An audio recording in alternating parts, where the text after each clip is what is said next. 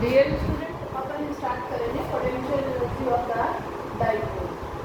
और कंडीशन क्या है कि मान लो यूनिफॉर्म इलेक्ट्रिक फील्ड में कोई डाइपोल रखा हुआ है, ठीक है। यूनिफॉर्म इलेक्ट्रिक फील्ड होना ये बहुत ज़रूरी है। तो यूनिफॉर्म इलेक्ट्रिक फील्ड का मतलब ये है कि अपने पास में जो पॉजिटिव और नेगेटिव दो चार्ज अपन ले रहे हैं, इन पे सेम मैग्नीट्यूड का फोर्स अप्लाई होगा। तो सेम मैग्नीट्यूड का फोर्स अप्लाई होगा तो आपका जो नेगेटिव चार्ज है इस पर फोर्स एक्सपीरियंस होगा इस डायरेक्शन में, और फोर्स अपन लेते हैं क्यू ई।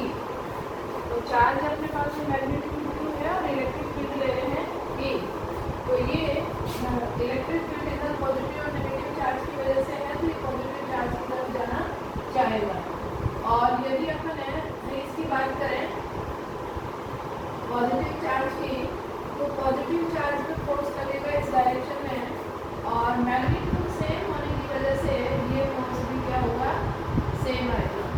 अब डायरेक्शन आप देखो, ये डायरेक्शन अपने पास में है लेफ्ट टू राइट और ये डायरेक्शन है राइट टू लेफ्ट, तो दोनों अपोजिट डायरेक्शन है। तो रिजल्टेंट फोर्स की यदि अपन बात करें,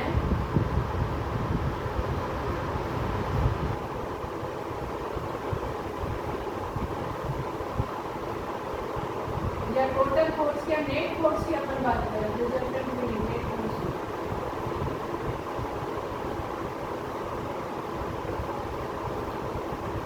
तो नेट फोर्स की अपन बात करें तो ये अपने पास में आएगा डायरेक्शन की वजह से 0। तो F पॉजिटिव और F नेगेटिव मैग्नीट्यूड में सेम होने की वजह से ये क्या आएगा, 0 आएगा। तो नेट फोर्स 0 लग रहा है। तो उस सिस्टम या उस कंडीशन के अकॉर्डिंग क्या होगा, ये डाइपोल रोटेट होगा अपनी एक्सिस पे, ठीक है। तो यहाँ पे रोटेशन की वजह से जो पोटेंशियल एनर्जी कन्वर्ट होगी वो अपने पास में आएगी एज ए पोटेंशियल एनर्जी। तो ये जैसे ही रोटेट होगा तो रोटेशन में क्या होगा, वर्धन, और वर्धन के थ्रू जो रोटेशन अपन कर रहे हैं वो पोटेंशियल एनर्जी इसमें स्टोर होगी। तो पोटेंशियल एनर्जी को अपन निकालेंगे वर्धन से, तो ये आ जाएगा पोटेंशियल एनर्जी, और यहाँ पे अपन क्या है, वर्धन है W की फॉर्म में। तो रोटेट हो रहा है लेकिन ट्रांसलेटरी मोशन कर रहा है।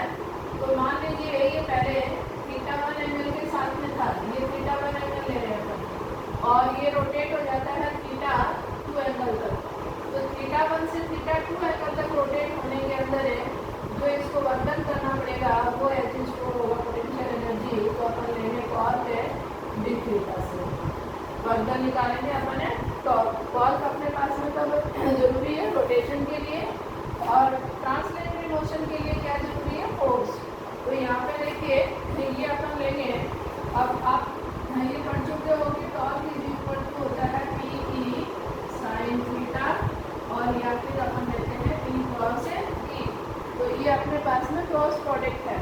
तो ये टॉर्क की वैल्यू यहाँ पर पुट करें अपन इक्वेशन फर्स्ट में, तो अपने पास में ये जो वर्धन आएगा, टोटल वर्धन है वो क्या हो जाएगा, W इज इक्वल टू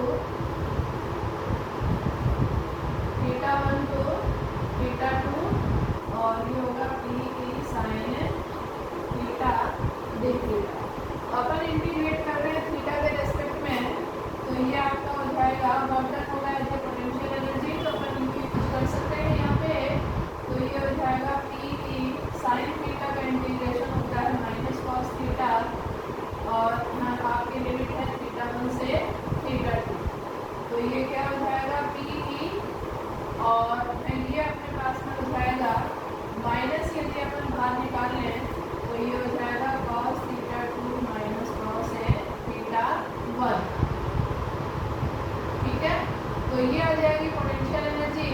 अब अपन लेते हैं इसको थोड़ा सा इजी बनाने के लिए कि θ1 मान लो मैं ले लूँ 90 डिग्री, यानी डाइपोल आपका परपेंडिकुलर रखा हुआ है, और θ2 को मैं थीटा ले लूँ, तो मेरे पास में ये पोटेंशियल एनर्जी का फॉर्मूला बन जाएगा माइनस PE cos थीटा अपन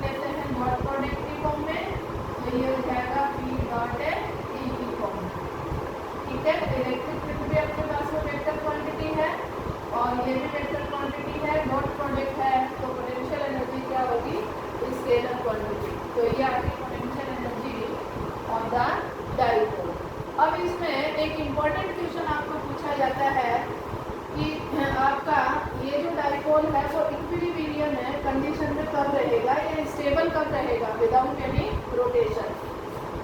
तो देखिए पोटेंशियल एनर्जी यदि मैक्सिमम नेगेटिव है तो आपका ये स्टेबल सिचुएशन में रहेगा, और यदि आपकी नेगेटिव जो पोटेंशियल एनर्जी है वो कन्वर्ट हो जाती है पॉजिटिव में तो ये अनस्टेबल सिचुएशन में रहेगा। तो फर्स्ट केस अपन बात कर रहे हैं स्टेबल सिचुएशन कि ये मतलब जैसा रखा हुआ है वैसा ही कैसे रहेगा। तो देखिए स्टेबिलिटी के लिए जरूरी है थीटा 0 होना चाहिए, यानी इलेक्ट्रिक फील्ड है और डाइपोल मोमेंट की डायरेक्शन क्या होनी चाहिए, सेम। तो इसकी पोटेंशियल एनर्जी आएगी माइनस पी ई। कॉस 0 है तो कॉस 0 की वैल्यू 1 होती है, तो ये वैल्यू मैक्सिमम नेगेटिव आएगी। तो ये अपने पास में स्टेबिलिटी की कंडीशन आ गई। सेकेंड अपन लिखेंगे अनस्टेबल सिचुएशन है, तो केस सेकेंड आपका है अनस्टेबल है,